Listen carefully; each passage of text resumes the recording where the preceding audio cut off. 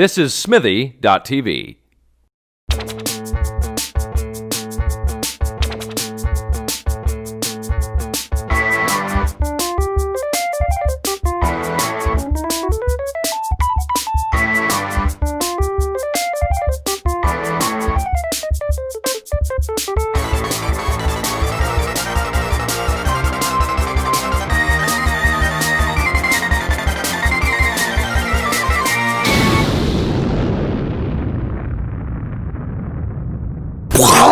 Oh my goodness, what a theme song. It's like it blew me away. It really did. Cast this. I'm James Scott. I'm Ryan Goldheim. Today our guest is great French theater of cruelty director Louis Baumander.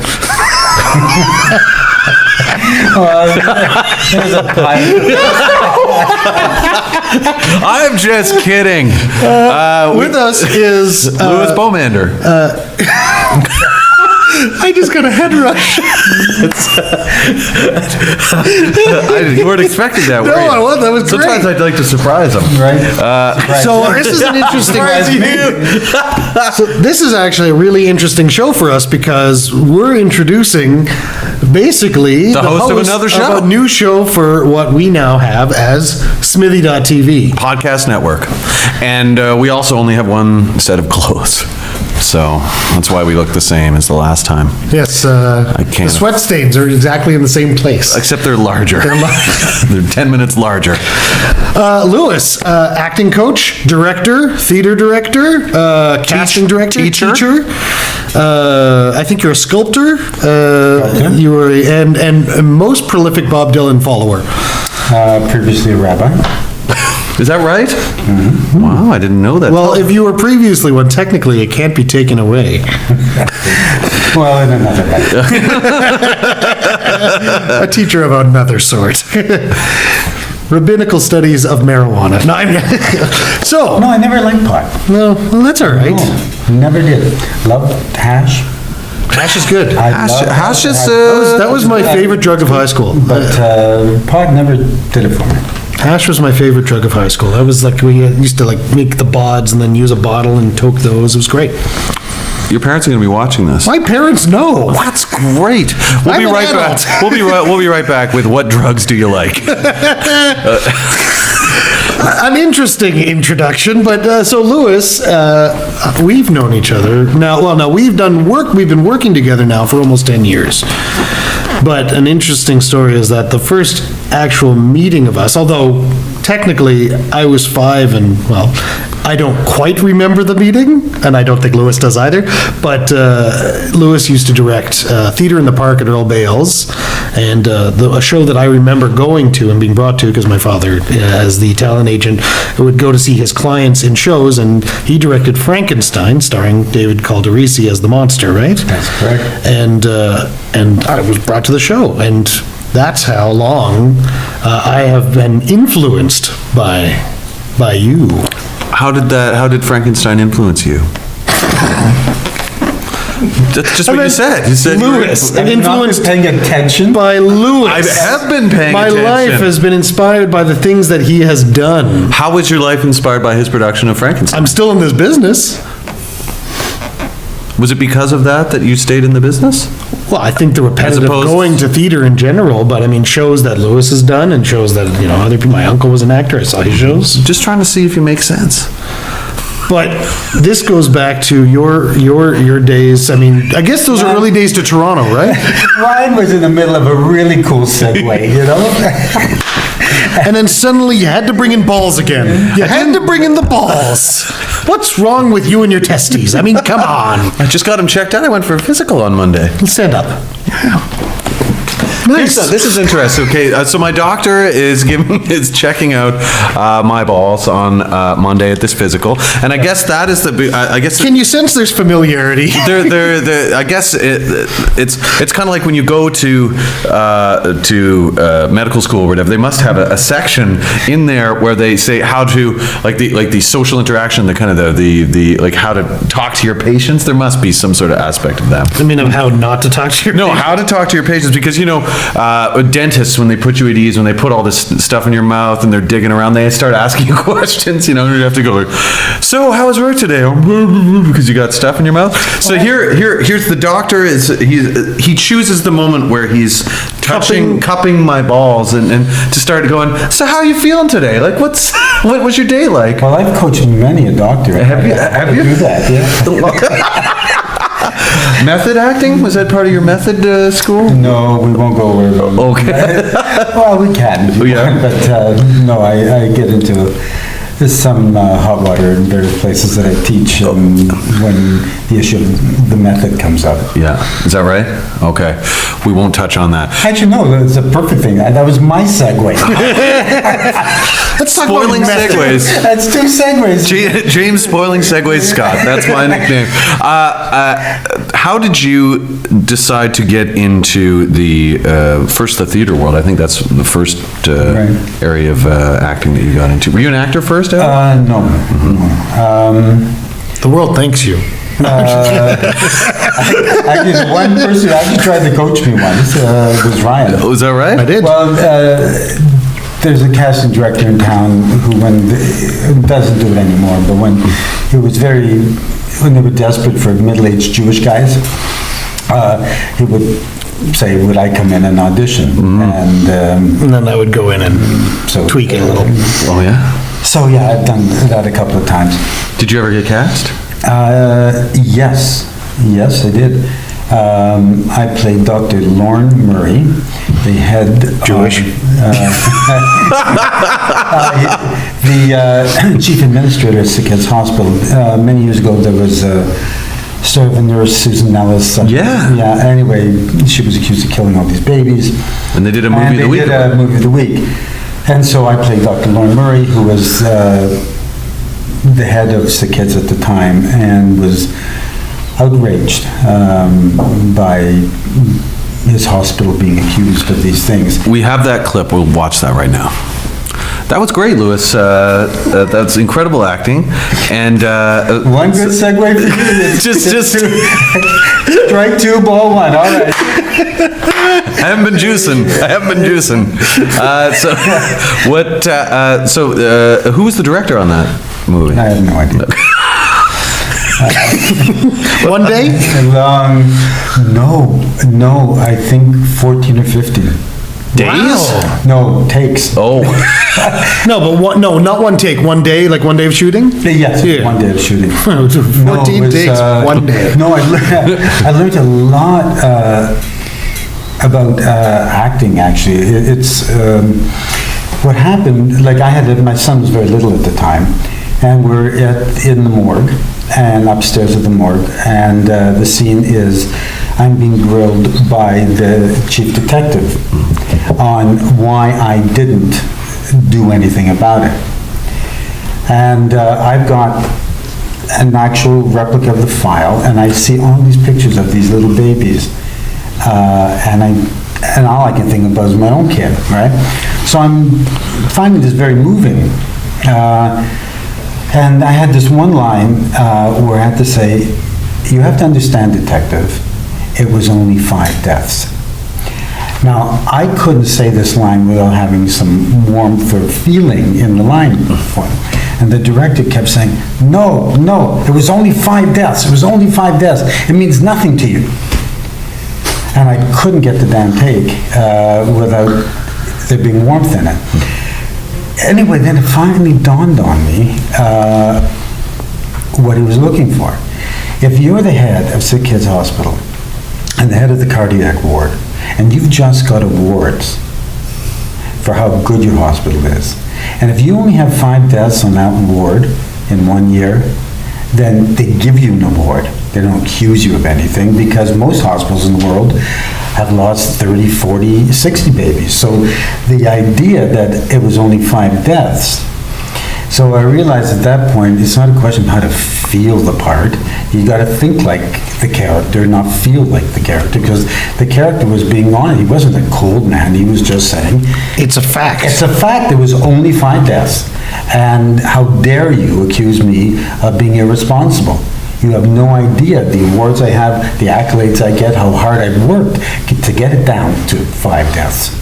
But the director knew what he wanted, not how to get it. Right. So those two things. Does that not make a bad director?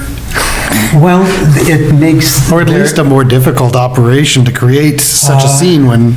No, it created a new career for people like me, is what it really did. In the old days, the directors came from the theater. Right. Everything was big and had... And they loved actors. They had love of actors, they had love of acting, and they knew how to talk to actors. Actors were artists, they weren't the talent. But as those directors started to go away, and the guys who worked their way up from second AD or, Went to film school. They were interested in the technology of it, and filmmaking became, understanding and knowing the technology became more important than understanding and knowing the actor. So that became a big issue. Then it didn't really matter because you were shooting a film, you get a lot of takes. So the actor could work it out on his own. But as a 12-month shoot became an 8-month shoot, and an 8-month shoot became a 3-month shoot, as you started to block shoot, as you started to do all of that, the actor's ability to have rehearsal, to prepare, to even make mistakes, became limited. So I think in many ways that started to, create a need for some go-between who could help an actor do that. Occasionally you get brought on set to help. Sometimes they don't want a coach on set, but the actor will coach with someone not only just before an audition, which quite often they do, but I'll spend time with an actor just arcing their character from the beginning of the script right to the end, because they're going to shoot it out of sequence. Right. You see, in theater schools, they teach you how to analyze a play, break down a play. Act 1 through 5 and... Yeah, but film doesn't work that way. It always amazes me how an actor can place themselves in something that's shot out of sequence, so they know how, like, they can do, a scene from early in life and then later in life, from a sad place and a happy place, back to back. It's incredible, and it looks like a thorough trajectory. Well, part of the problem is that you see a lot of performances and it doesn't look that way. It doesn't look that way. It's all based on availability of the sets and locations and timing. And location is the main thing, like particularly for episodic. They'll shoot all the courtroom scenes. For 5 episodes, and then all the restaurant scenes and each of their locations, and it just saves a lot of setup time. Sure. So that's one of the things that I developed, was this, because it grew out of the need that actors were saying, how do I do this? And I had no idea, and so I had to come up with something that would work, and I have, and it's very effective now.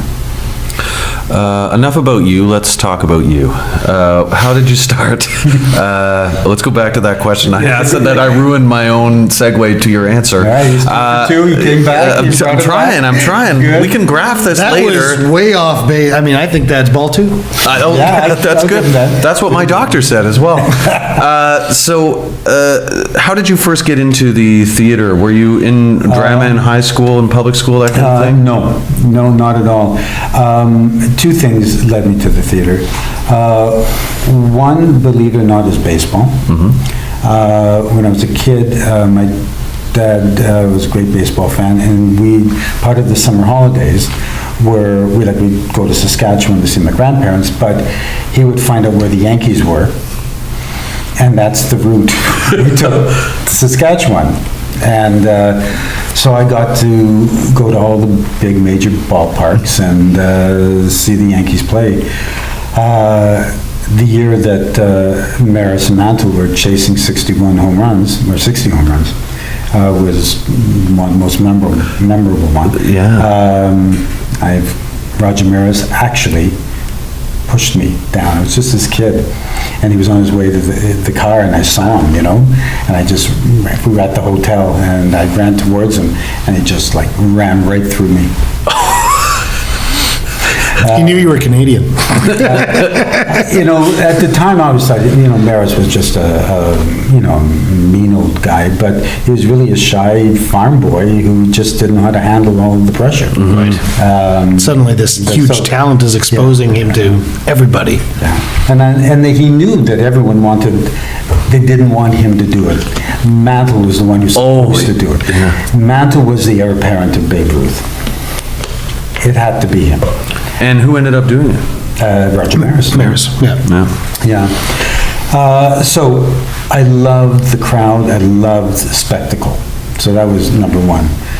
The second thing was when I was a kid, we knew we were going to Stratford when dinners became craft dinner. Because my mom was saving the money to take us to Stratford. Right. Who would have been at Stratford in those days? Who were the stars of Stratford? Oh, Chris Plummer was there, Alan Bates was there, Maggie Smith actually did a turn during that time. But I have no real recollection of the theater, the plays that I saw. What I remember is feeling like I didn't belong. That's what I remember most. Feeling like I was this poor kid, and there's all these well-dressed people, and we couldn't go to the restaurants. We had this little picnic, and just that sense of not belonging to this thing. So and yet your mother wanted you to have that culture. Absolutely. Yeah. But the thing I remember was the love of the crowd and the embarrassment of being there. And that's how an open-air theater came to me. I loved spectacle, and I wanted to create a theater that people could come to, families could come to for free, and it was a free theater, where you could see all the great classics for free and feel like you belonged. So I think it was really the combination of those things that led me to it. It wasn't so much my love of art or culture. It was more social than anything. What was the first thing you did to kind of direct you on that road?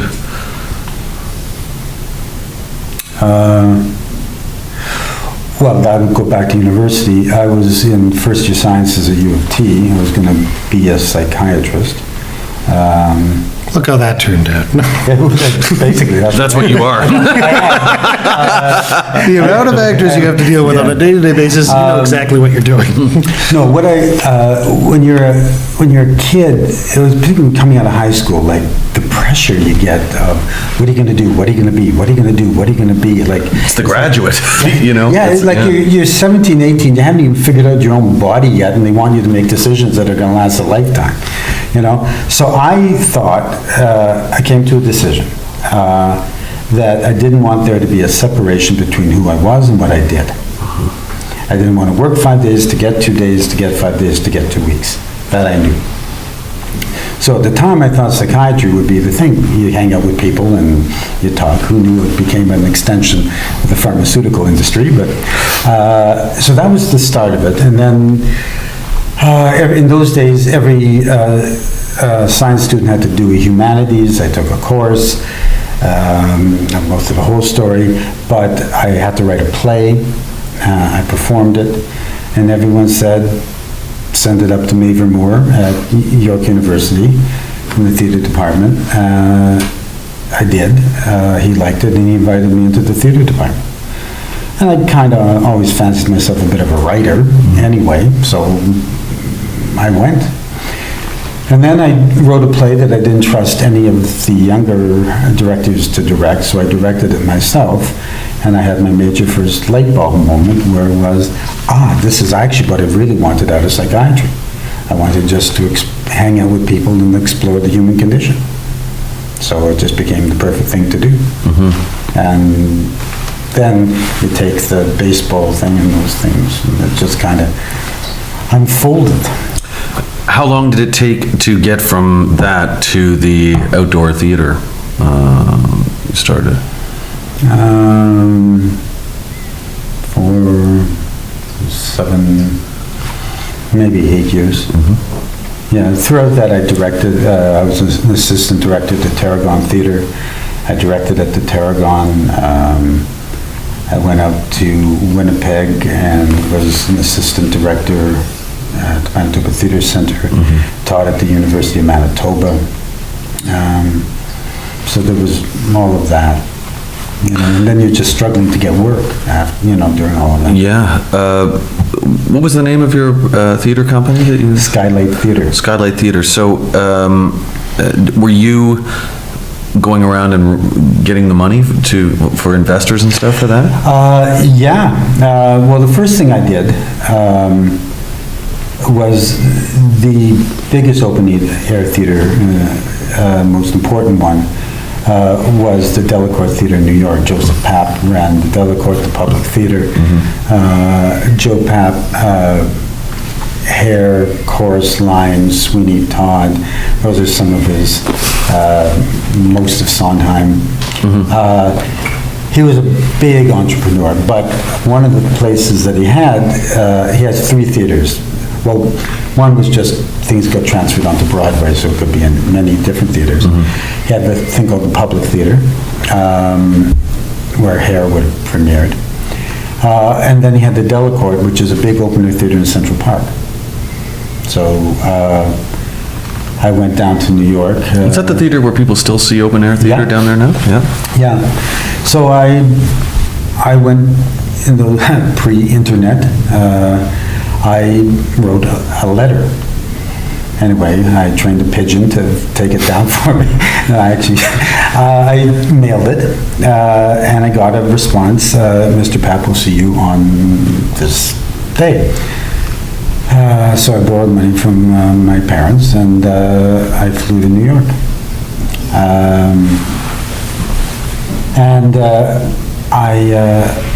I had a friend, Jeff Cohen, who was my partner at the time. He did the first season with me. But I went there, and I got in to see Joe Papp, right? And the first thing he said to me is, "Get out. Come back in 10 minutes." And I stood outside, and the secretary was just smiling. And I said, "What did I do?" She said, "Did he ask you to come back or just leave completely?" He said, "No, come back in 10 minutes." So, what do I do? And she told me, "Do you know how many people walk into that office and want something from that man? Did you know that he's going through this in his life, this in his life, and his son this is happening?" And I said, "No, I didn't realize. I was just more into what I wanted from him." He said, "Go in there and offer him something." And I said, "I got nothing." He said, "Oh, yes, you do." And she said, "You've got you. You're everything he was, and you remind him of things." So I went in there and I just said, "Mr. Papp, this is what I want to do."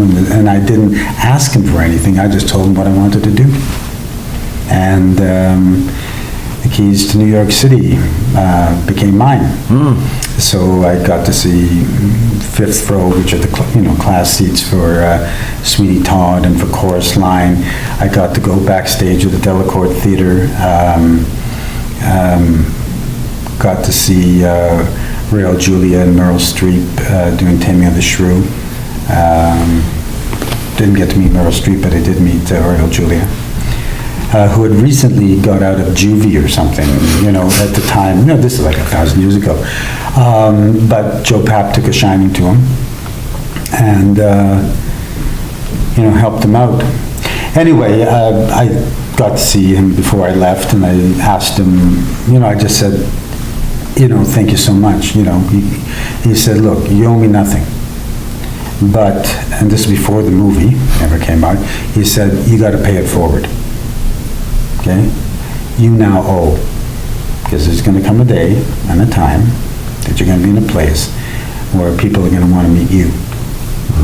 And you're going to pay it back." So that's what you owe me. You have to, so that's what I did. And that's exactly what I do. And I have students now who are doing very well in Los Angeles, and if someone's going down there, that's exactly what I say to them. Look, you don't owe me anything, but if someone's gonna come down here one day and ask you for help, and that's what you're gonna do. So I got a loose network of people who can call one another and just say, Lewis, send me, I mean, that just happened recently on Lost Girl. Casey Collins, who, one of the stars plays, I think Detective Hale, and Courtney White had a guest spot on it, and I was coaching her for it, and I realized she had this big scene with Casey. I said, at the table read, you're gonna walk straight up to Casey, and you're gonna say, hi Casey, my name is Courtney White, and Lewis said you have to help me.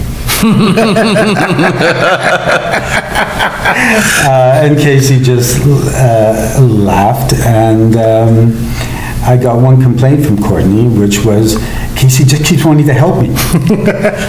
He was just like, what do you want? What do you need? You need something? You know? He won't stop. Yeah. So that's kind of cool. So That's great. A long-winded way to get back to this point. No, but And that's a great segue into our first commercial break. we'll be right back. Start with a reason for the video. Why do you want to create it? What topic do you want to cover in the video? These questions often get the ball rolling.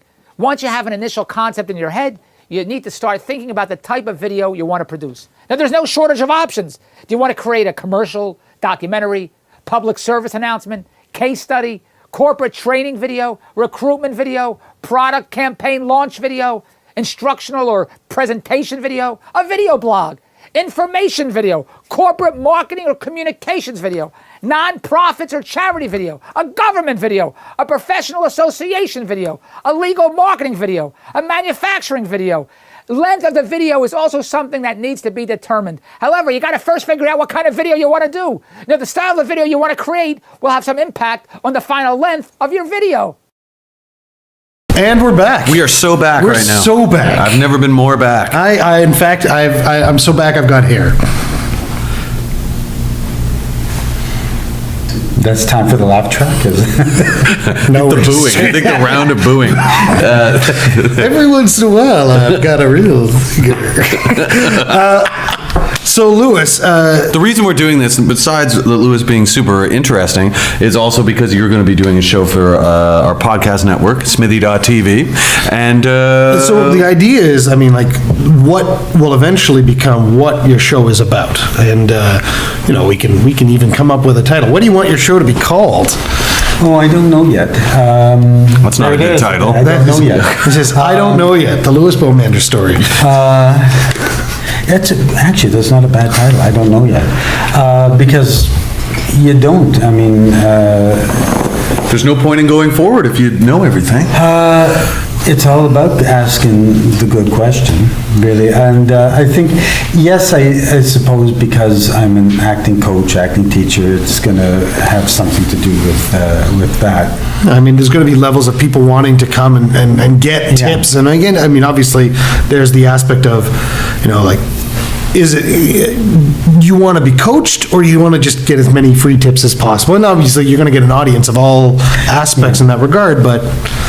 Yeah, I think it's... don't give away all your secrets. I think one of the things is that acting today has changed so much. I mean, technology always drives the performance. Rudolph Valentino and Theda Bara were the great actors of their age in the silent era. They had big, expressive faces and eyes. And then the talkies came in, and they had funny voices, so went their careers. And then black and white, and Panavision, and then digital, and high def, and Blu-ray, and 3D. And so the quality of the acting has to keep going up and up and up. And so much of the acting technique, traditional acting technique, is based on the theater, and it's based on 19th century concepts.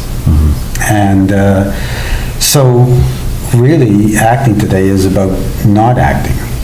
You have to learn how to, because a digital camera, high-end HD camera, or on a flat screen TV, picks up the iris open and close. It picks up the color of the skin changing. There's no acting. Acting is chemical now at that level. So it's more about the stripping away of things rather than character is something that grows out of you rather than you put on. So being more adept at being honest day to day, being more adept at confronting the totality of yourself is more important. And so acting technique itself is not really the issue. So obviously there are some tricks, and I use them, and for auditioning, for being on set, for how to work on a script. But mostly it's learning how to confront and be yourself. You know, I was telling someone the other day, who I was being a psychiatrist more or less, but I was saying that from early teens on, I was always looking for someone like me. And I could never find them, and so I had to become him, you know? So I actually had to become what I was looking for. And I think that's really what it's about, that kind of, what do we admire? We admire their courage, their ability to stand and deliver, not their tears, you know? It's their ability to confront their tears. From a coaching point of view, it's not important that you cry at an audition, it's important that you make them cry at the audition. Right. Again, That's part of the life lesson I learned from Joe Papp, which is you never walk into a room wanting anything, you always walk into a room with something to offer. And so it all kind of ties. So, I mean, it's all very new to me. You got to understand, I grew up in the world prior to television, and television didn't exist when I was first growing up. So even I don't even understand totally the concept of podcast. But I think it's going to be very useful to learn myself as I go. So I can honestly say I don't know yet. Well, in fact, it's the reason we're doing it. I mean, as part of our own vision of how things go, it lends credence to what you want to do. It's a new medium. It's the way things are going. I mean, in order to understand how to act for the internet, let alone act for the television or act for the film, you need to experience it. And this is what we are, you know, on a weekly basis experiencing what the internet can offer. And then, you know, sure, do we act to the camera? Hi. Or do we act to the audience or to the person, and then it's an interaction? Yeah. But it's like, do you break the wall, or do you, and then... Yeah, it's a curious... But is drama the same, or is it... Yeah, it's so different. People are improvising. I mean, what's interesting is improv, if it's really good, looks like it's scripted. Yes. And acting that's really good makes a script look like it's being improvised. You know, so these two things kind of come full circle. Very true. Yeah. So anyway, but I was hesitant about it, and even coming into this session, I wasn't sure I even wanted to do it, you know, but actually I got a good taste for it, so I think it'll be fun. Check your schedules. Louis Baumander, The great French... theater of cruelty director. Je ne sais pas. That's his show.